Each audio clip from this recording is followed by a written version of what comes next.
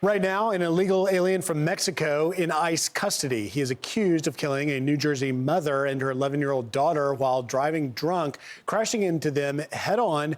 A week ago, the suspect, who had never been deported despite a long rap sheet, including 2 DUI arrests in March and April and a domestic violence arrest back in 2023. Former federal prosecutor Jonathan Fahey served as acting ICE director in President Trump's first term.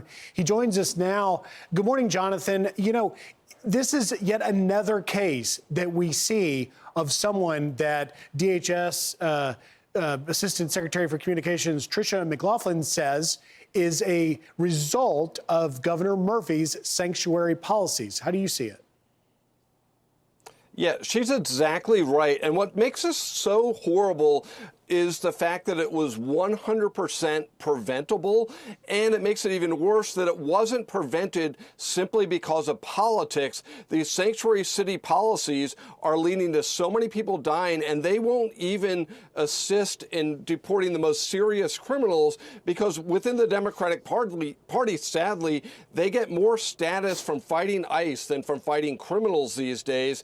And it's just so heartbreaking when you hear about this.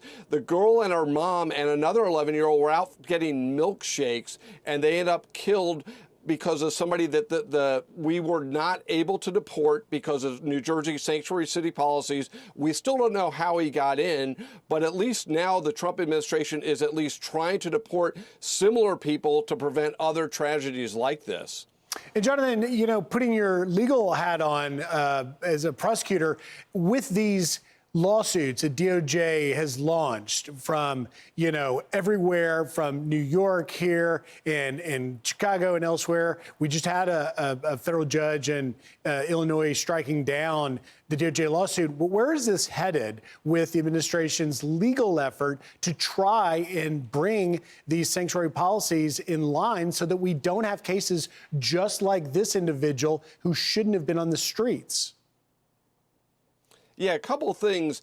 One, they're going to flood the zone, as Tom Homan says, with more agents. But on the legal front, these lawsuits suing these sanctuary city policies, which are essentially adopting ordinances that conflict with federal law, and under the Supremacy Clause, federal law is supreme. So that's on the civil end. Secondarily, which I think is coming, they're going to look at these sanctuary cities for criminal violations of the Alien Harboring Act, because the whole purpose of these sanctuary city policies is to thwart ICE, to shield and harbor illegal aliens from being detected by ICE. So that's a criminal violation. And once those investigations get started, not only is there criminal liability for those being investigated possibly, but it will also deter other sanctuary cities that don't want to get in the crosshairs of DOJ. So there's many tools that are going to be followed. The other thing that needs to be done is Congress and the administration are also looking at ways to prevent funding from going to sanctuary cities, because this idea that we would somehow support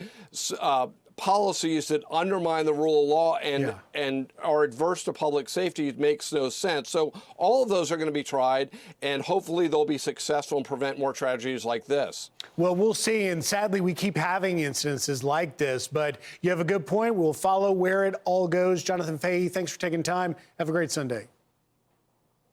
Thank you. All right. I'm Steve Doocy. I'm Brian Kilmeade. And I'm Ainsley Earhart. And click here to subscribe to the Fox News YouTube page to catch our hottest interviews and most compelling analysis.